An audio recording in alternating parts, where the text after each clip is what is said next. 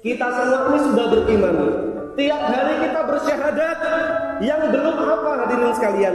Yang belum adalah iman yang sesungguhnya. Yang belum adalah yakin bahwa Allah itu mengasihi dan menyayangi kita. Yang belum adalah kita yakin bahwa Allah Maha Kuasa merubah keadaan kita. Kita harus mengakui bahwa kita memang sudah beriman, tapi iman kita masih keropos, iman kita masih lemah, masih mandul jamaah sekalian. Iman kita belum bisa melahirkan karya-karya besar, iman kita belum bisa melahirkan akhlak-akhlak yang paling mulia. Oleh karena itu, perhatikan di dalam Al-Quran banyak ayat, tidak hanya satu ayat yang memanggil, hai orang-orang yang beriman, berimanlah kamu. Wahai orang-orang yang beriman, bertakwalah kamu. Ini semua mencerminkan bahwa di antara kita semua ini adalah orang-orang yang sudah beriman. Cuma perlu ditingkatkan keimanan dan ketakwaan kita. Hadirin sekalian yang sangat saya hormati, kalau para jamaah sekalian suatu saat ditakdirkan Allah bisa berkumpul dengan orang di Belanda, orang di Inggris, di Jerman, di Belgia, di Spanyol, di Swiss atau di Jepang, kita akan bertemu dengan orang-orang yang tidak punya agama, tidak beragama, tetapi akhlaknya mereka itu bagaimana menghargai orang, bagaimana menjaga perasaan orang, bagaimana peduli kepada orang, bagaimana peduli dengan lingkungan, bagaimana peduli dengan kebersihan, melebihi kita semua yang telah bersyahadat ini. Mereka tanpa bersyahadat akhlaknya mulia, sedangkan kita sudah bersyahadat belum berakhlak yang semulia itu. Mereka hablum minanasnya hebat, hablum minallahnya rendah. Kita hablum minallah yes, taraweh yes, jamaah yes, tetapi kadang-kadang kita gagal membangun hablum minanas yang terbaik.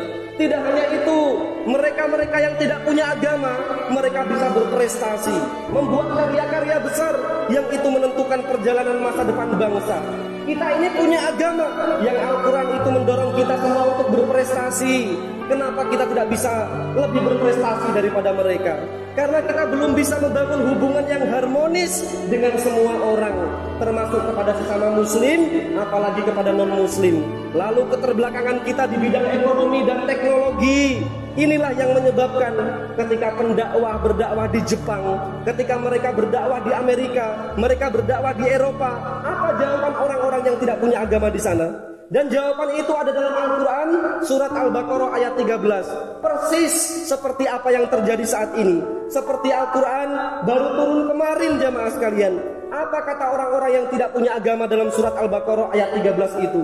Wa idza qila lahum aminu kama amanan nas qalu anu'minu kama amanas sufaha. Ketika mereka diajak beriman, berimanlah kamu seperti orang-orang yang sudah beriman.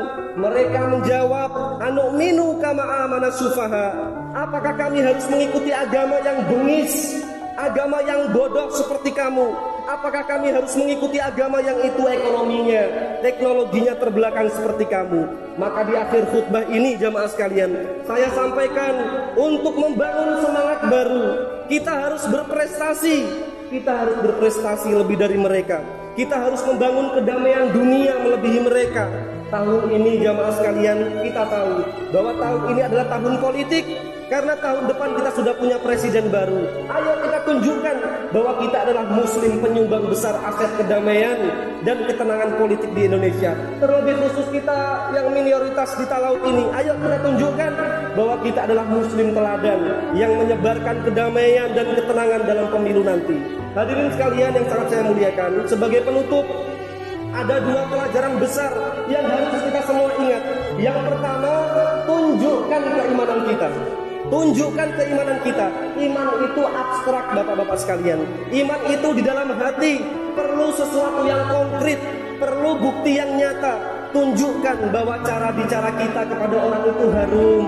Tunjukkan bahwa kita ini orang yang bertauhid. Tunjukkan bahwa kita muslim yang nasionalis, senang membantu semua orang, senang sedekah, dan sedekah itu bagian dari implementasi tauhid kita. Tunjukkan bahwa kita semua ini orang yang berakhlak mulia. Kalau kita sudah berakhlak yang terbaik sebagai wujud dari keimanan kita, itulah yang disebut the living Quran, Al-Quran yang berjalan. Dan perlu kita ketahui jamaah sekalian, orang-orang zaman Nabi Muhammad, di zaman Nabi Muhammad masuk Islam mereka bukan karena membaca kitab suci Al-Quran, tetapi mereka membaca the living Quran, orang yang akhlaknya, semangatnya seperti Al-Quran itu. Banyak orang masuk Islam, jawabannya satu saja, sederhana. Karena saya punya teman, dan teman saya itu baik, akhlaknya mulia. Kemudian saya mengikuti dia. Oh, ini toh agama yang baik. Kemudian saya masuk Islam. Maka jamaah sekalian, mari kita menjadi Muslim the living Quran. Orang yang jiwanya seperti Al-Quran, hidup Al-Quran yang berjalan, sehingga orang lain akan berkata, sungguh luar biasa ya, jamaah Muslim di Talaut itu akhlaknya mulia, tutur katanya harum, perilakunya terpuji, dan selalu membahagiakan semua orang. Itulah yang disebut the living Quran, Al-Quran yang berjalan. Yang kedua, hadirin sekalian, gelorakan iman kita. Jangan cengeng dalam hidup jamaah sekalian. Jangan pernah putus asa dalam hidup ini. Kalau Allah hari ini bisa memutar dengan kecepatan yang tinggi matahari yang besar, yang bobotnya sekian juta lebih berat dari bumi, diputar oleh Allah. Apa susahnya kalau kita semua dirubah, diputar nasib kita oleh Allah? Gelorakan semangat kita dan berprestasilah. Kuatkan iman dan wariskan keimanan kita. Kuatkan semangat dan wariskan semangat kita. Kalau bapak-bapak ditakdirkan tidak punya apa-apa untuk diwariskan kepada anak cucu kita, ada satu yang mahal yang kita wariskan, yaitu wariskan semangat. Wariskan semangat, mandirilah. Jangan mengemis belas kasihan orang, sebab kemandirian itu bagian dari ajaran Rasulullah SAW.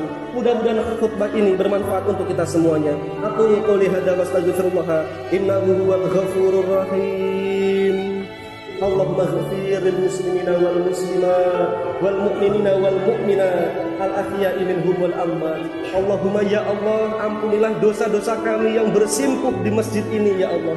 Ampunilah seluruh saudara-saudara kami yang sudah wafat dengan membawa keimanan sebelum kami ya Allah. Wahai Allah, hapuskanlah dari hati kami kedengkian, kesombongan sekecil apapun terhadap sesama orang-orang yang beriman ya Allah. Allahumma ya Allah, lunakkan hati yang keras di antara kami, lembutkanlah tutur kata kami dalam keluarga kami dan dalam pergaulan sehari-hari kami. Wahai Allah, hilangkanlah buruk sangka di antara kami, jadikan kami bergandeng tangan membangun surga di negeri ini, lalu nanti kami memasuki surga Firdaus di akhiratmu nanti. Allahumma ya Allah, hiasilah kami, orang tua kami, mertua kami, keluarga kami, anak cucu kami dengan keharuman akhlak Rasulullah. Berilah seluruh yang hadir di sini kesempatan bisa untuk menikmati bersujud yang lama di depan Ka'bah ya Allah, dan bersolawat hening di Masjid Madinah. Jadikan orang-orang yang ada di sini ya Allah bisa mengantarkan ibu dan bapaknya ke pintu surgamu ya Allah, dan jadikan anak-anak kami juga melakukan hal yang sama. Allahumma ya Allah, kumpulkanlah kami di surga nanti bersama pemimpin-pemimpin kami yang kami cintai.